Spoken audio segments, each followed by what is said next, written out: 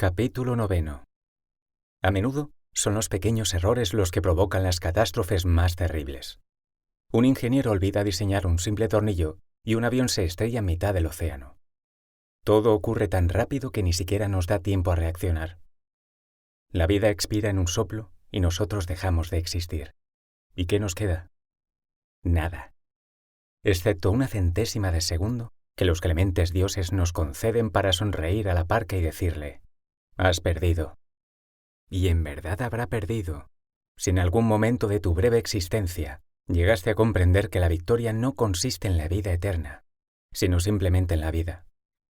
Y que en esta no importan las metas, sino el camino, solo el camino. Esto fue lo que aprendí pocos días antes del solsticio de invierno. Habían pasado ya varias semanas desde que un desalmado entró en mi casa y me arrebató el retrato de Martina. Fueron días difíciles. Pese a mis esfuerzos, no conseguía evocarla. Pasaba noches enteras en vela tratando de recordar su rostro, la forma de sus labios, el suave tacto de sus manos, el sutil perfume de su pelo. Todo resultaba inútil. Una mañana me decidí a salir. Bajé al portal con la intención de dar un paseo. Como si de un déjà vu se tratase, una voz ronca reveló mi nombre desde el interior del edificio. ¡Manuel! Me di la vuelta. Era Elías, el vecino del entresuelo, que me reprochó el largo tiempo que había pasado desde la última vez que nos vimos. ¿Cómo es posible si vivimos en el mismo edificio? No supe qué responder. Tenía razón. Le miré, y un único instante le bastó para darse cuenta de que algo no marchaba bien. Voy al bar de la esquina a encontrarme con un viejo amigo. ¿Te vienes? Pensaría que esa propuesta podría serme de ayuda. Vale, le respondí sin darle demasiada importancia. De modo que los dos salimos a la calle y recorrimos los escasos 50 metros que separaban nuestro edificio del Bar Montoro, uno de aquellos establecimientos que poco habían cambiado en las últimas 4 décadas. Su dueño era un tipo gordo y desaliñado llamado Gerardo, aunque la mayoría le conocíamos simplemente como el Gordo.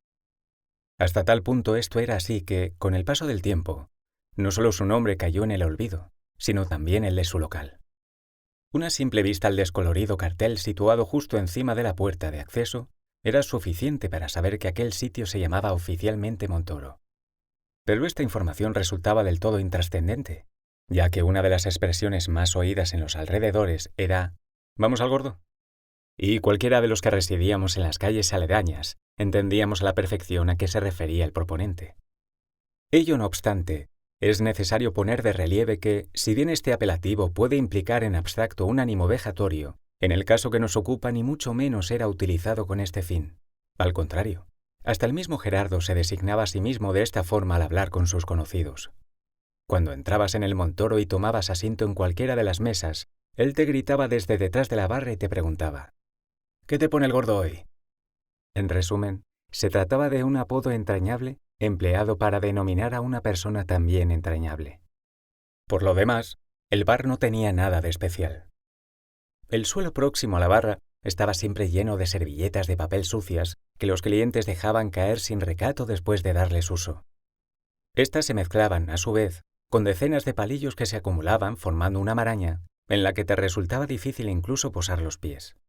Y, por supuesto, alguna que otra colilla con y sin filtro de las más diversas marcas de tabaco. Un claro ejemplo de que el Gordo amaba, por encima de todo, su libertad, y de que, como él repetía continuamente, ningún mequetrefe autoritario y paternalista recién llegado a un despacho ministerial gozaba de autoridad moral para dictaminar lo que podía o no podía hacer dentro de su casa. «Gordo, ¿puedo fumar?», se escuchaba cada pocos minutos, a lo que él, cansado de la pregunta, respondía: «Calla y fuma». No tenía carta. En la parte superior de la barra había instalado una vitrina refrigerada donde podías observar la comida que tenía preparada antes de pedirla. Croquetas, ensaladilla rusa, boquerones en vinagre, puñuelos de bacalao, patatas bravas. Daba igual. Ninguno de los platos parecía haber sido preparado esa misma mañana. Aunque en su defensa tengo que reconocer que no eran del todo incomestibles. Pero lo más característico del lugar eran 3 enormes barriles que, pasase lo que pasase, en todo momento permanecían al alcance de la mano de Gerardo. nunca se agotaban. El primero por la izquierda contenía un vino tinto peleón, dotado de la asombrosa capacidad de resucitarte tras la noche más truculenta. El del centro, un blanco amontillado que servía medios de manera constante. Y el último, un misterio, porque un día era capaz de despedir una sustancia parecida al vino y el siguiente, al vermut. Todo acompañado, como no podía ser de otro modo, por un pincho de tortilla deshecha y preparada con una ingente e inusual cantidad de cebolla. Elías y yo llegamos al bar y entramos. Un elegante caballero ocupaba la mesa más próxima a la pared del final. Al vernos abrir la puerta, levantó su mano y nosotros acudimos a encontrarnos con él. «Manuel», me dijo Elías. «Este es José». Le di la mano. Encantado de conocerle, don José. El placer es mío, me respondió. Y nos sentamos en la mesa. Tendría poco más de 70 años. Y, pese a lo que desgraciadamente suele ocurrir en las personas de su edad, unos segundos de conversación con él te bastaban para comprobar que conservaba intactas tanto sus facultades físicas como mentales. Su porte no era el habitual entre la clientela de aquel establecimiento. Vestía un traje oscuro de lana merino, camisa azul celeste con gemelos de plata y una corbata granate perfectamente anudada al cuello.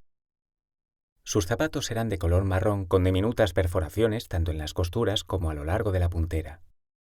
Y no cabía duda de que habían sido hechos a mano al estilo semi-brogue por un zapatero especializado en el diseño específico de este tipo de artesanía.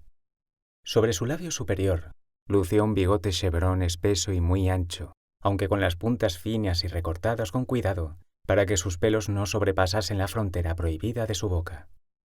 Su pelo era cano y lo llevaba exprofeso hacia atrás y luego despeinado, y ocultaba parcialmente su rostro detrás de unas gafas grandes con los cristales opacos. A decir verdad, tenía un aire habitorio de sica. Los años le sentaban bien. Yo no estaba en mi mejor momento.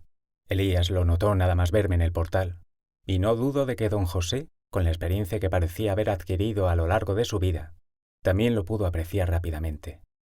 Por este motivo preferí no intervenir y dejar que ambos camaradas se pusieran al día. «¿Cuánto tiempo tienes pensado quedarte?», le preguntó Elías. No mucho, quizás un par de semanas. «¿Y luego?». Ya estoy cansado. Volveré a Lisboa y allí me quedaré. Al parecer, don José fue siempre un aventurero. Había nacido a mediados de los años 40 en el barrio cordobés de Santa Marina. Y hasta los 19 años vivió con sus padres y sus 2 hermanas en una pequeña casa unifamiliar muy próxima al Palacio de los Marqueses de Viana. Por aquel entonces, aún pertenecía a dicha familia aristocrática, y el señor marqués, don Fausto de Saavedra y de Collado, hombre cordial y alegre, salía por las mañanas muy bien vestido y saludaba cortésmente a sus vecinos. Le encantaba esa ciudad. El olor a azahar, los patios floridos, las calles de la judería, los baños veraniegos en las orillas del Guadalquivir. Se encontraba con los demás niños y recorrían juntos las fuentes cazando ranas. Alguna tarde iban a la calleja del Pañuelo y jugaban a ver cuántos cabían al mismo tiempo. No había día que no fueran sorprendidos por la madre de alguno de ellos y obligados a volver a casa después de recibir un merecido cachete.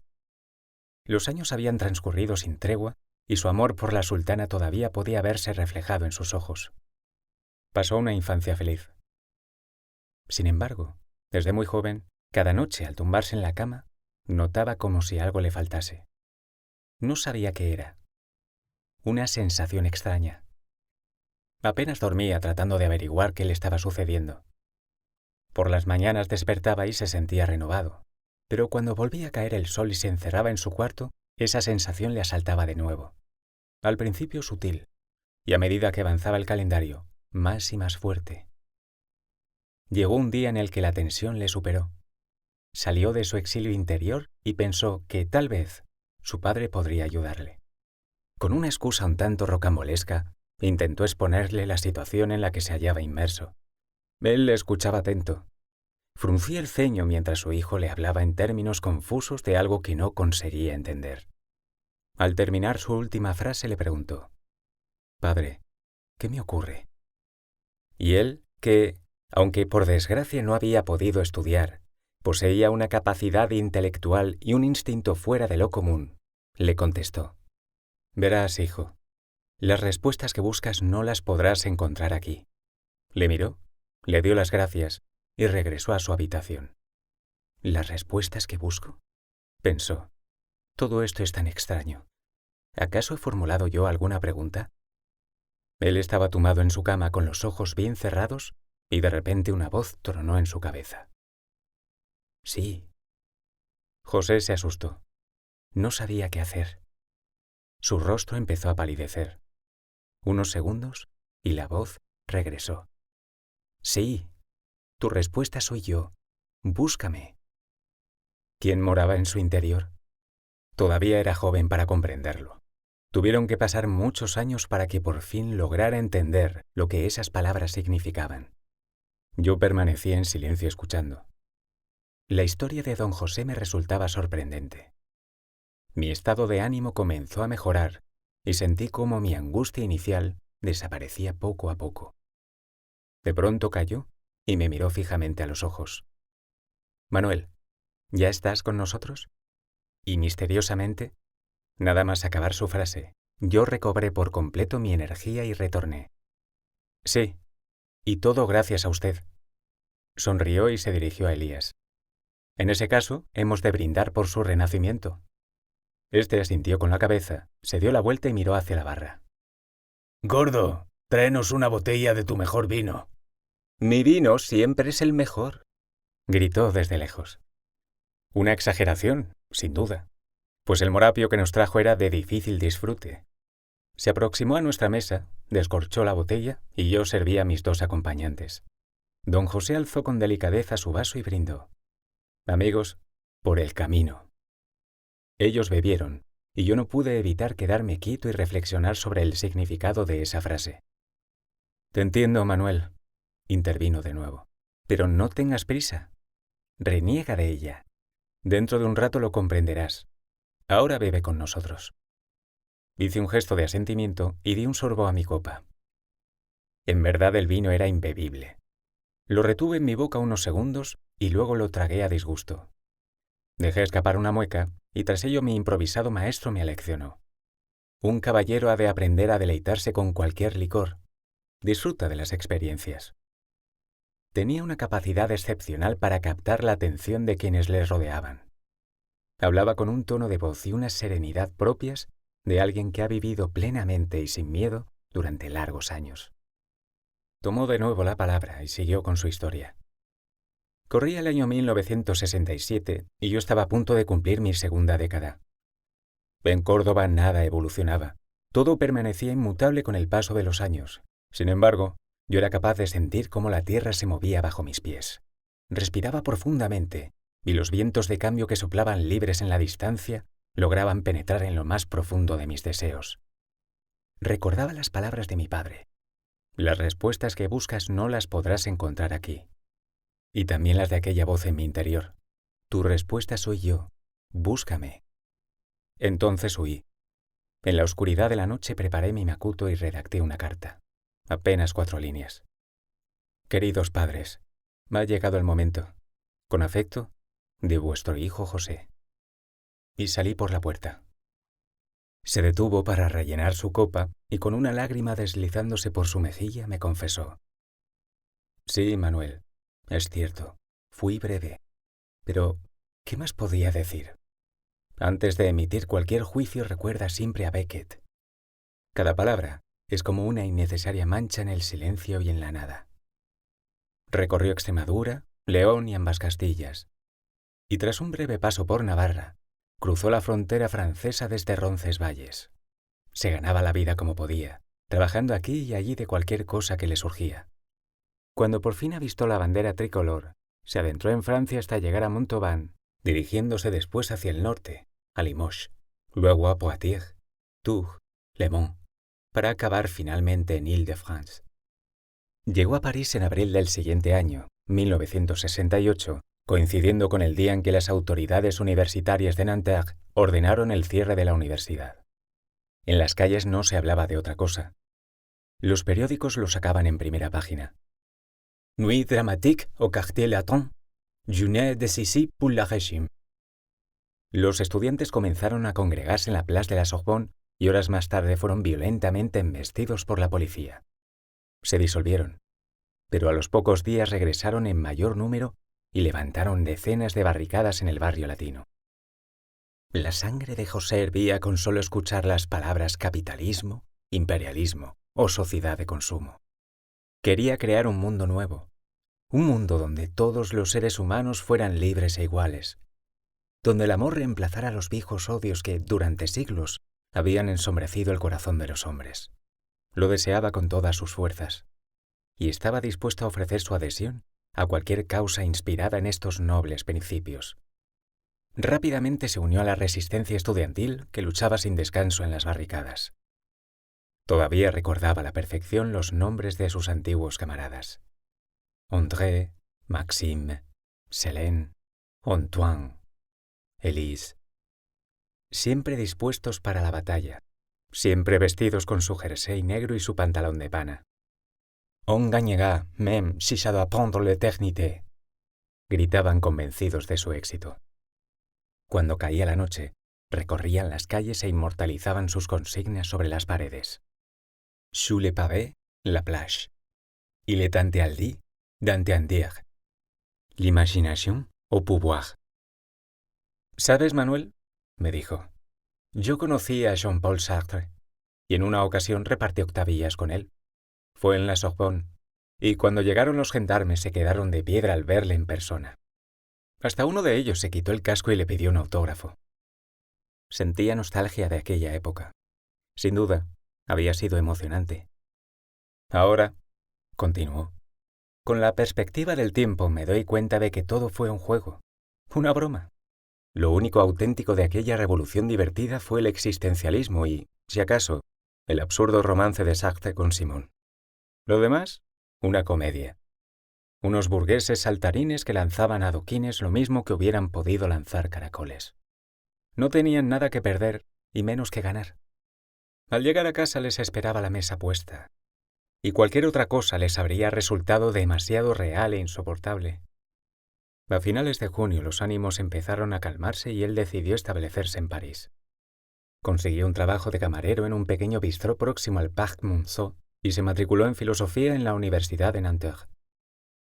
Pasó unos años estupendos. Compartía piso con 2 compañeros de clase que había conocido en las revueltas. Por las noches, cuando terminaba su turno en el restaurante, uno de ellos le recogía en su ya anticuada Vespa 125 Primavera, color verde botella, y ambos acudían al encuentro del tercero en discordia.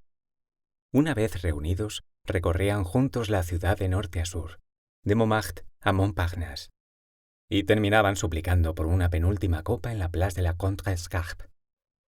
Un día, abrí los ojos y sin darme cuenta, había pasado ya casi una década. Todavía era joven. Dejé París y me fui a Italia, a Florencia. Y fue allí donde conocí a Cecilia. Era morena, una chiquilla. Y me habló de Roma, su ciudad, de sus calles, de sus gentes y de un lugar llamado Parione y de su casa en la Piazza di Pasquino. «Te llevaré conmigo», me decía. «Pasearemos por la vía del Governo Vecchio y rescataremos unos cuantos deseos de la Fontana dei Quattro Fiumi. Con ellos nos pagaremos la cena y un par de botellas de Chianti, y un lugar donde besarnos y arrancarnos la ropa, y una almohada y 2 cuerpos en uno y una habitación con vistas y un desayuno en la cama». Los días pasaban y Ricky e Poveri seguían sonando. Ella cantaba, yo iba cayendo. Me perdí en mí y tapiaba la salida. Me hice con una vieja guitarra y en secreto aprendí Serenoe, luego Piccola e Fragile. Los días pasaban y Drupi seguía sonando. Yo cantaba, ella iba cayendo. Se perdía en sí misma y tapiaba la salida. Ese relato, la descripción de esa chica. Iba a decirle algo, pero rápidamente cambió de tema, como si no quisiera recordar lo sucedido años atrás. Los fines de semana que tenía libres disfrutaba sentándome en cualquier café y escuchando las conversaciones ajenas. Esa costumbre la mantuvo a lo largo del tiempo y, según él, le permitió absorber impunemente la vida y las experiencias de más de un lenguaraz transeúnte. «No existe ninguna verdad absoluta», continuó. Dio un sorbo a su copa. «La siguiente historia puede ser cierta o no. Todo depende del criterio de quien la escuche. Es por ello por lo que yo, simple narrador, sin interés alguno en ser creído, me limitaré a exponer lo que una mañana, lejana ya en el tiempo, presencié en la terraza de un café de la Rue de l'Amboisie. El día había amanecido lluvioso, pero sobre las 11 del mediodía las nubes decidieron tomarse un descanso y dejar paso a los rayos del sol.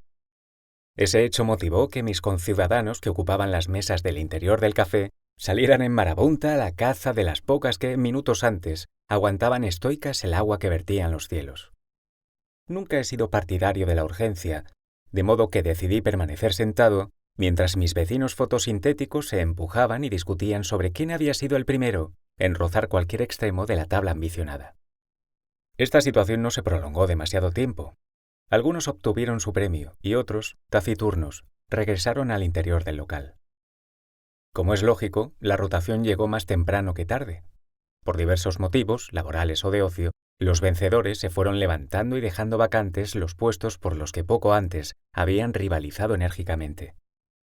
Por supuesto, haciendo gala de un oportunismo razonable y nada perjudicial, me levanté pausadamente y tomé justa posesión de una mesa muy bien situada y en la que corría un vientecillo bastante agradable. La casualidad hizo que dicho puesto colindase con otro en el que dos caballeros, bien vestidos y en apariencia educados, se encontraban uno frente al otro leyendo diarios de tendencia política del todo opuesta. Ambos estaban concentrados en la lectura, y solo de vez en cuando daban pequeños sorbos a sus dos cafés crème que reposaban sobre el tablero. En cierto momento, sin embargo, uno de ellos, tras haber leído una noticia de interés en su respectivo diario, le dijo al otro: ¿Se lo puede usted creer? Obviamente, su interlocutor no tenía ni idea de a qué se refería, por lo que, si bien interrumpió su lectura y le miró, nada respondió. El primero tomó de nuevo la palabra. Giscard no ha cedido. ¿No tendrá usted a mano un saco de cuero? No exactamente, le contestó su acompañante. ¿Cuándo ha de acudir? En unos días, depende del párroco. Bueno, del imán en este caso. Entonces no hay prisa. Permítame acabar el café. Los dos regresaron a su lectura. Apenas transcurrieron unos minutos y el antes receptor, con un gesto similar al de su condiscípulo, bajó su diario y exclamó: ¿No le parece sorprendente? Sin duda una pregunta abstracta formulada con clara intención correctiva por la imprecisión de la anterior. Hoy se estrena esa película del espacio. ¿Cuál? La Guerre des Étoiles. ¿Tiene pensado ir a verla? Está usted loco. Prefiero que me guillotine. Terminó su relato y permaneció sonriente unos segundos. Elías le dio un golpe amistoso en la espalda y ambos estallaron en una carcajada. Yo no había entendido nada. Me quedé observando cómo se reían y no dije ni una sola palabra. ¿No te ha gustado la historia, Manuel?, me preguntó don José. Si le soy sincero, no la he entendido. ¿Cómo que no? Giscard, el último guillotinado en Francia. Me estuve sentado al lado del verdugo. Me costó, pero al final lo comprendí. Don José tenía un humor muy particular. En ese momento sacó un puro del bolsillo interior de su chaqueta y se lo encendió con una cerilla. El gordo le miró desde detrás de la barra y no le dijo nada. Amaba la libertad. Allí sentado, tranquilo, expulsando lentamente el humo y envolviéndonos en una nube gris. No pude evitar recordar la imagen de Alice y Simón en aquel dúo maldito consumido por el exceso. Dieu est un fumeur de Havana. Y él me sonrió. Disfrutaba de su compañía. Había tenido una vida excepcional, una vida llena de experiencias que, además, estaba dispuesto a compartir conmigo, con un extraño. Era una de esas personas pertenecientes a la generación que lo había dado todo por nosotros, la generación olvidada, la generación abandonada. Aquellos que, desde muy jóvenes y por necesidad, habían aprendido lo que significaba la abnegación y el sacrificio. Ahora muchos de ellos desaparecían en soledad sin otra compañía que sus recuerdos. Y lo hacían con la piel desgastada y arrugada, con sus brazos que apenas conservaban las fuerzas necesarias para sostener una pluma. Solo sus ojos permanecían inmutables. En lo más profundo de sus pupilas aún podías ver reflejada su historia, sus amores, sus deseos, sus desengaños. Pero ahora todos permanecían hacinados en prisiones, en mazmorras a las que los infames habían dado en llamar residencias. Un último aliento exhalado en modernas y desoladas ergástulas, levantadas por quienes en cada cuatrienio manipulaban las urnas y detentaban el poder. Malditos políticos oportunistas. Os hacéis denominar hombres de Estado y no sois más que insustanciales ignorantes. No me vais a censurar. No os voy a pedir perdón. Sois gusanos. Sois criminales. Necesitáis borrar la memoria. Es nuestra única arma y queréis arrebatárnosla. Sabéis que sin ella no tendremos nada. Sabéis que solo privándonos del pasado podréis edificar vuestro indigno futuro. Vuestras máquinas están listas. Vuestros ejércitos están dispuestos. Una mera llamada y comenzará la invasión. Os adentraréis en nuestras casas, en nuestras vidas, en el interior de nuestras conciencias. Mancillaréis todo lo noble y sublime. La libertad se convertirá en una simple palabra, y vosotros emplearéis todos vuestros recursos en redefinirla y humillarla. Y sin duda lo conseguiréis. No tendréis a nadie que os pueda hacer frente porque vuestra mezquina ambición ya habrá acabado por destruir a quienes infelizmente os engendraron. El muro habrá caído y las trincheras estarán desiertas. Las ratas y los insectos se pasearán impunemente por ellas. La maleza crecerá en el lugar donde antes se alzaba la resistencia. Banderas negras que mostraban la pureza de unos bellos ideales que los fantasmas creían que nunca podrían ser ensuciados. Ilusos. Eran unos ilusos. Unos soñadores de lo eterno y de lo efímero. Unos soñadores de lo hermoso. Un pitido y vuestros esqueletos uniformados tomarán sus posiciones. Ni una sola baja, ni una sola herida. En vuestro mundo no habrá lugar para el desánimo. Todo será soleado y agradable. Nada invitará a la reflexión. Nada incitará a la nostalgia. Nada que les recuerde. Don José ya no existirá. Ni Rosario, ni Felicia, ni Jacinto. Nadie que os pueda hacer frente. Nadie que se detenga y renuncie a su comodidad por una causa superior. Nadie que desgarre sus entrañas en una sonora negación en pos de la locura. Y vosotros, desagradecidos, ni siquiera habréis acudido a concederle su último adiós. La muerte es triste. No tiene cabida en vuestra permanente sonrisa. Murieron solos. Y fue por vuestra culpa, por vuestra gran culpa. Habéis erigido vuestro mundo sobre los cadáveres de los dioses, sobre los huesos de don José, sobre la mano perdida de Rosario, sobre los dibujos de Felicia, sobre los anhelos de Jacinto. Pero yo me resisto a seguiros. Yo elijo la locura. Yo me quedo con los fantasmas. Yo me quedo con los viejos. Y pasaré con ellos todo el tiempo que me sea concedido, porque solo en ellos reside el conocimiento, porque con su sangre han escrito la historia, porque así es como se aprende a vivir, escuchándoles, oyendo sus cuentos, impregnándote de sus leyendas. Todo lo que esconden los libros, la verdad. Don José. Dime, Manuel. Y le narré mi sueño con Martina. Te comprendo, me dijo. Pero no sucumbas a la desesperación. Cierra los ojos y busca en tu interior. ¿Recuerdas aquella voz que tronaba en mi cabeza? Era yo. Solo era mi voz. No supe reconocerla.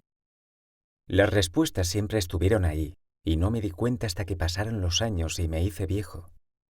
Preparé mi macuto y salí de hurtadillas por la puerta sin saber que durante todo mi viaje llevé conmigo lo que estaba buscando. Era muy liviano, tanto que no pude advertir su peso en el transitar del camino. ¿El camino?, le pregunté. Sí, Manuel, el camino. Ítaca. Y deseo que el tuyo sea tan largo y lleno de aventuras como el mío. Pero no apresures nunca el viaje. Disfruta de cada soplo, de cada parpadeo. Dales la importancia que se merecen porque jamás volverán a repetirse. Y cuando por fin llegue el momento de abandonar este mundo, cuando estés a punto de cruzar la línea que separa la vida de lo desconocido, si has sido capaz de entender esto, los clementes dioses te concederán una centésima de segundo para sonreír a la barca y demostrarle con ese insignificante gesto que la has derrotado. Que por mucho que quiera, Su guadaña no podrá lastimarte, porque tú no ansiabas la eternidad de la existencia, sino solo de un instante. ¿Entonces ella? Entonces ella no existe. Esa chica sencilla y menuda representa lo ideal, lo más recóndito de tus deseos, lo más ansiado de tus aspiraciones. Esa chica representa la irrealidad. ¿Eso quiere decir que nunca podré encontrarla? No, querido amigo, no podrás. Solamente creerás haberla encontrado, durante un tiempo al menos, porque llegará un día en el que te despertarás junto a ella y te darás cuenta de que no era eso lo que buscabas, de que no era eso lo que transitaba por tus sueños. Te desencantarás y tomarás conciencia de la cruel realidad. ¿Y luego? Y luego vuelta a empezar. Correrás las cortinas y comenzarás de nuevo a soñar con una chica sencilla y menuda, de pelo rubio y ojos de 1000 colores. Eso ocurrirá. ¿Hasta cuándo? Para siempre, Manuel. Para siempre. Porque la vida consiste solo en perseguir sueños, no en lograrlos. Porque una victoria lo es solo durante un instante. Pronto se convierte en una derrota. Y rápidamente te surge otro desafío. ¿Así hasta la eternidad? Así hasta la muerte. ¿Se refiere usted a...? Sí, querido amigo. Me refiero a las dos tragedias en las que vivimos inmersos. El éxito y el fracaso, la dicha y la desdicha, las dos desgracias con las que el hombre convive. Hagas lo que hagas, no podrás desprenderte del insaciable espíritu de la insatisfacción. Porque aunque no seas capaz de verlo, día y noche revolotea a tu alrededor. Entonces no hay victoria posible. Sí que la hay. Recuerda lo que te he dicho antes. La victoria es posible, pero nunca la victoria eterna, sino la efímera. Recorre tu camino. Hazlo sin prisa. Detente una y otra vez. Contempla las bellezas que aparecen ante tus ojos. Deleítate con los placeres, con los sacros y sobre todo con los profanos, con todo. Exprime tus horas. Bebe, ama, lucha. No te detengas. En eso consiste la victoria. En vivir. Respiró hondo y en voz baja repitió. En vivir. Y se quedó mirándome fijamente. Elías seguía sentado a nuestro lado con su copa en la mano. Escuchaba atento las lecciones de su viejo camarada y de vez en cuando daba algún sorbo. En un momento, aprovechando el silencio que había provocado la última reflexión de don José, inclinó su cuerpo hacia adelante y me dijo: Manuel, todavía eres joven. No quieras alcanzar la meta tan rápido o llegará el día en que necesites otra para poder continuar. Ella ha desaparecido, sí. Pero si lo miras desde otro punto de vista, puede que hasta hayas tenido suerte. Apenas pasaste con ella unos días. No le diste tiempo al desengaño. Bajé mi cabeza en un movimiento involuntario de abatimiento y pregunté al viento: ¿Esto es todo? ¿Solo esto? Don José intentó animarme. ¿Solo esto dices? Esto es mucho. La eternidad en un instante. ¿Acaso puede haber algo más hermoso? No supe qué responder. No, continuó. Es imposible. Mira las flores, mira los lirios, las rosas, los narcisos. Todo lo bello es efímero, y precisamente por ello es hermoso, porque perece, porque tiene un final. Contémplalos mientras aún brillan, y guarda esa imagen en tu memoria. Dejé escapar una forzada sonrisa y le dije: Gracias, don José. Siento haber sido tan duro, hijo. Ya sabes, a veces la realidad es dolorosa. Se lo agradezco igualmente. Me levanté y les pedí permiso para abandonar la mesa. Claro, Manuel, me dijo Elías. Yo me dirigí a don José. Ha sido un placer conocerle. Hizo una leve reverencia con su cabeza y me apretó bien fuerte la mano. Así se despiden los caballeros. A partir de ahora sí lo haré, le respondí. Me encaminé hacia la barra y me despedí de Gerardo. Nos vemos, gordo. Hasta mañana, Manuel. Eché un vistazo a la mesa y apenas pude reconocer la figura de mis dos acompañantes. Don José seguía fumando y yo salí por la puerta.